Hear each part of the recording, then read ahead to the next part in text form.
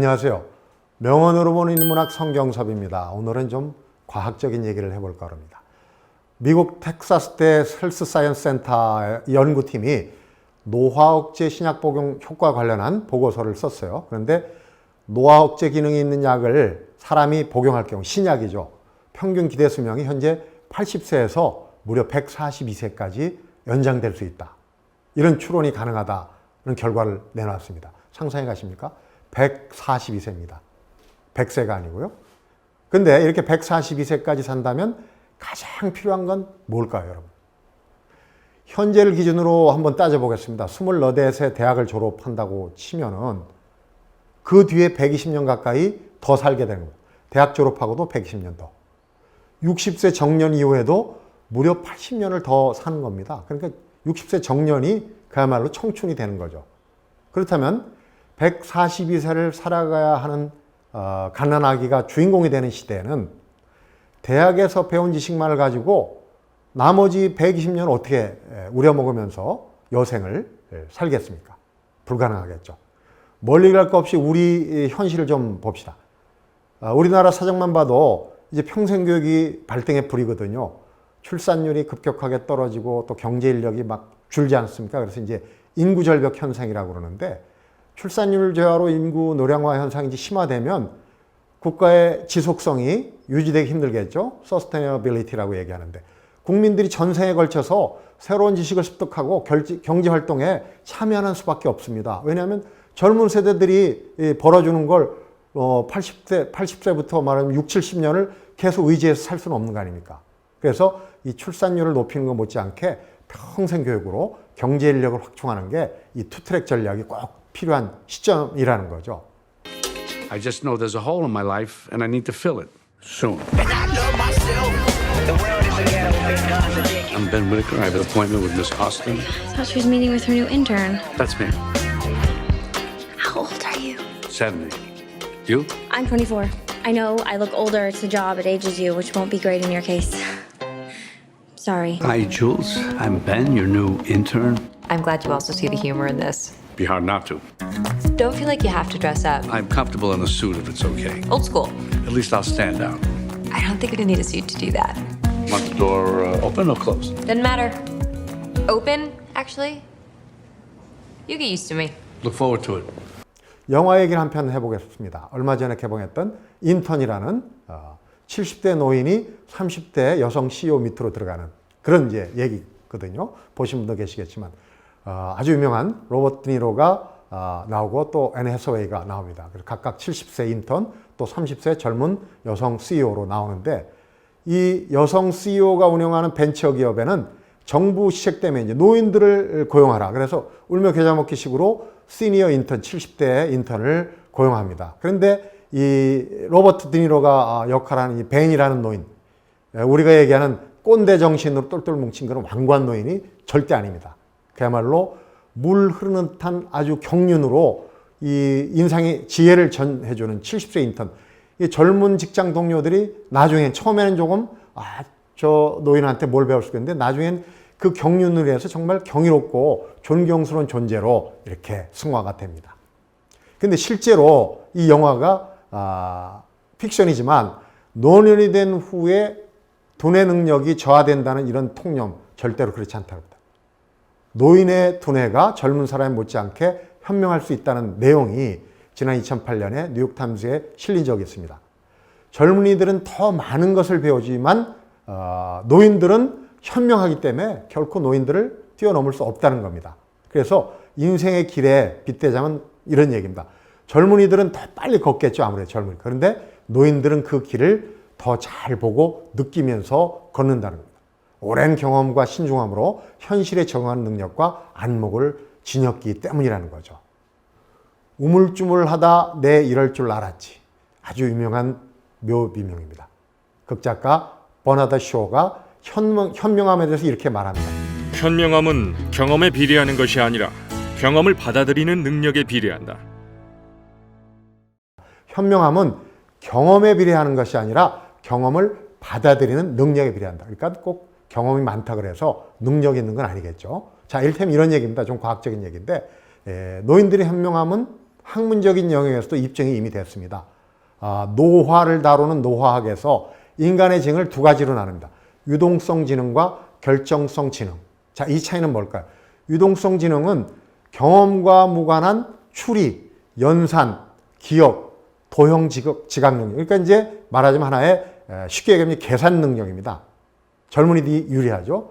근데 결정성 지능은 상식이나 언어, 또 이해, 판단력 같은 경험과 교육의 어떤 환경적 요인에 따라서 발달되는 문화적 지능입니다.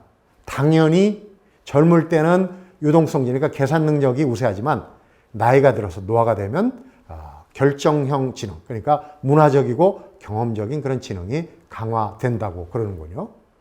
젊은이들은 명석하지만 노인들은 현명한 그런 분야에서 우세한 하다는 그런 얘기입니다. 국민건강 멘토라고 불리는 이시영 박사 여러분 잘 아시죠? 이 박사님이 저서에서 공부하는 독종이 살아난다.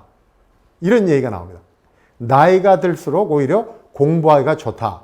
참 역설적인 얘기예요. 나이 들면 기억력 떨어지고 공부하기 힘들다고 생각하는 분들이 많은데 나이가 들어서 또 공부를 계속하면 신경세포가 오히려 늘어나면서 지식과 경험에 의해 만들어진 앞에 얘기했죠. 결정성 지능이 높아진다는 겁니다.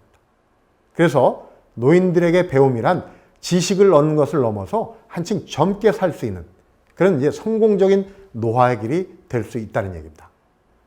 100세 시대를 건강하게 살아가려면 나이가 들어서도 이 배우는 열정과 호기심이 있어야 된다는 그런 얘기와 다름이 아닙니다.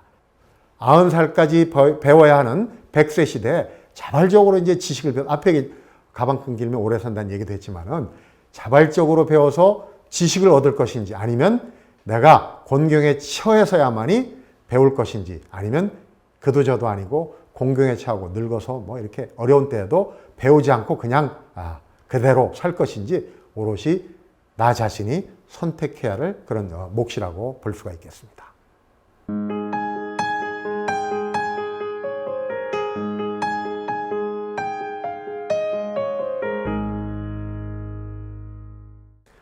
자신의 서재를 꿈꾸는 곳이라고 말하는 사람이 있습니다. 서재의 주인은 바로 고은신입니다. 평생을 수많은 책 속에 묻혀 살면서 끊임없이 지식을 탐구하고 글을 쓰고 있는 분이죠. 고은신은 세계 20여 개국의 독자층을 가진 아주 독보적인 세계 시인입니다. 작품도 25개 언어로 번역되기도 했고 여러분 뉴스 많이 보시잖아요. 노벨 문학상 시즌만 되면 어김없이 고은식 시인이 이름이 거론됩니다. 아직까지 애석하게 수상은 못하지만 언젠가는 수상을 하시게 되겠죠.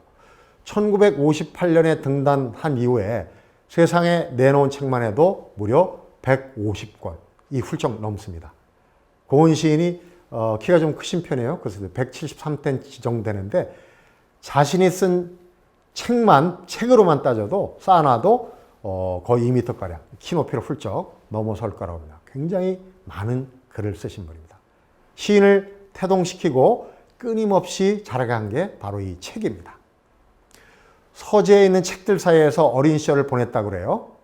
사르트르도 고은 시인처럼 어릴 적에 이 외삼촌 서재에서 책들을 막 난독을 하면서 많은 책을 골라 읽으면서 문학적 소양을 싹득했다고 그러는데 제가 이 얘기를 들을 때 사르트르가 생각이 나더라고요.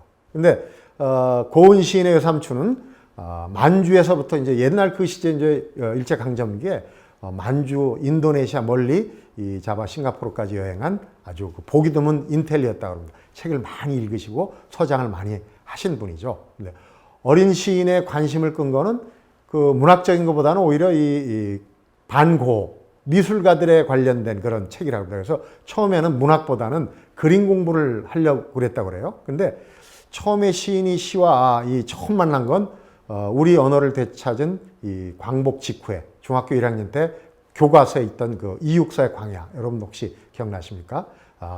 어디 다구는 소리 들렸어요. 태초 얘기 딱 나오면 초인 얘기 나오고 그래서 이 서정적인 거와는 조금 거리가 있죠. 예전에는 중학생 같으면 이제 소월시, 뭐 나보기야 역겨워, 뭐 진달고 이런 거 읽을 것 같은데 이런 어떤 그 언어적인 아주 큰 틀의 광야, 태초, 초인 이런 시에 매료돼 가지고 이 시를 처음에 접했다고 하는데 오히려 그 이제 어려운 시를 읽다 보니까 이 시라는 건 좀 두렵다. 좀 태초에 원시적인 거. 첫 대면이 시가 무서웠다 그래요. 이제 전쟁을 겪고 시인이 그 시기에 젊은이들이 전쟁 뒤에 얼마나 피폐한 그런 시절입니까? 그래서 절망에 가까운 그런 생활을 하면서 이 빨치산을 피해서 산을 떠나서 이제 쇠속에 떠도는 어떤 승려의 뒷모습을 어느 날 문득 봤다고 합니다. 근데 이 10대이던 그 고은 소년, 그 승려의 마치 이 고은 시인 표현입니다. 자석에 그냥 못이 찰싹 달라붙듯이 스님을 따라서 바로 입적을 합니다. 고은 시인의 이 전력에는 이 승려였던 시절이 있습니다. 한 10년 정도 세월을 보내고 나서 속세로 내려오게 됩니다. 시인을 순수에서 벗어나 어떤 현실 참여로 돌아가게 한 사건이 1970년 초겨울에 발생을 합니다. 당시 이 군부 독재 시절에 아주 암혹했던 그런 시절에 무교동의 한 선술집에서 발생한 사건입니다. 이게 술취렴이 늦어져서 그 당시에는 이제 절망한 문학가들 또 언론인들 술취렴 늦게까지 하다가 그냥 이제 선술집에서 통행금지가 있으니까 그냥 놀고 자고 신문을 덮고 자고 막 이러는데 고은 시인도 아마 그랬던 모양이에요. 그런데 바닥에 널브러져 있는 신문 사회면에 딱 보니까 전태일이라는 한 노동자의 죽음, 이 기사를 그냥 전광석화처럼 마주치게 된 거죠. 그래서 시인에게 어떤 죽음과 몸소 체화된 어떤 공명작용을 일으켰다고 그러더라고요. 그래서 죽음이라는 거, 어둠이라는 거, 이런 쪽을 많이 이제 당시 시인이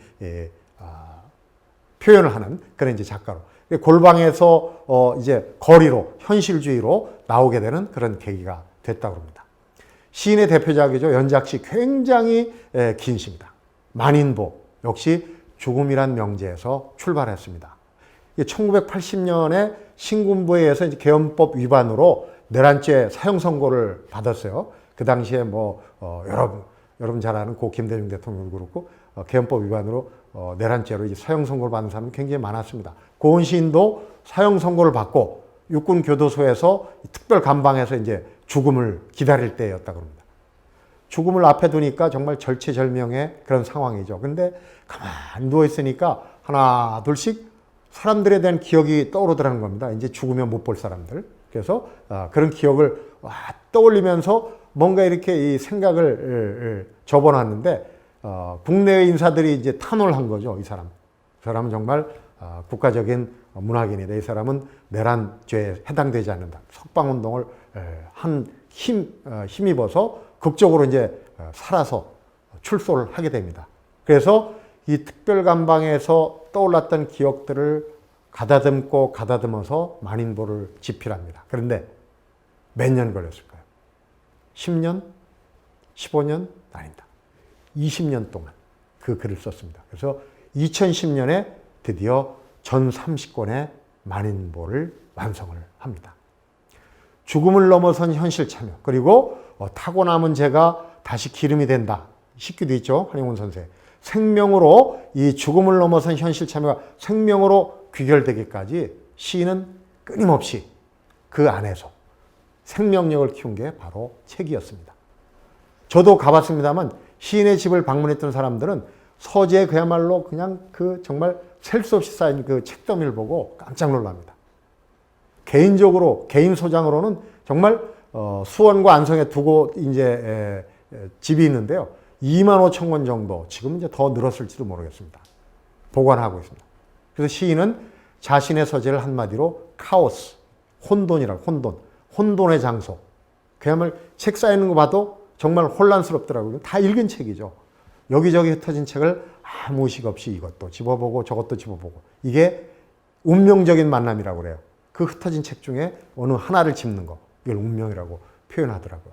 어떤 주제를 만나든 해석해 나갈 수 있는 아주 방대한 분량의 지식, 바로 그 책의 선물이었던 겁니다. 그래서 시인은 바로 책은 10,000배 은총으로 갚아준다. 이렇게 강조합니다. 어떤 책이든지 거기에는 고귀한 가치가 반드시 금강석처럼 빛나고 있어요. 책을 닫아두면 그 속에 있는 언어는 시체일 뿐입니다. 책을 열어서 나에게 왔을 때 비로소 이 세계가 살아나죠. 책처럼 매혹적인 것은 없어요. 책을 펴면 살아나고 아기처럼 태어나서 생명이 자라나죠. 책은 나에게 어떤 생명이 왕성하게 지속되는 숲속이고 그 속에 내가 있어요. 이렇게 책에 대한 무한한 사랑을 지닌 시인은 무언가를 배우는 생명, 이제 학생을 이란 한자를 풀어오면 무언가를 배우는 생명이라는 뜻이죠. 학생이라는 말을 좋아합니다. 자기 자신도 늘 학생이라고 표현을 해요. 문자 그대로. 그래서 평생 숨이 넘어갈 때까지 공부를 하는 기간이다, 인생은. 사실 고은 시인은 스님을 따라 절에도 갔다 내려오고 뭐 이러면서 제대로 정규 교육을 받지 못해서 고졸 학력이 전부인데 국리유세 강단에서 지금 서서 열강을 하고 있거든요. 그게 바로 배움에 대한 열정 그리고 끊임없는 정진의 결과라고 볼 수 있습니다. 고은 시인은 늘 자신이 타고나지 않은 많은 것들을 자신의 것을 만들기 위해서는 끊임없이 공부를 한다고 말합니다. 평생 학생이라는 거죠. 90살까지 배우는 평생 공부의 시대. 고은 시인 얘기처럼 지금부터 우리가 바로 시작할 타임인 것이죠.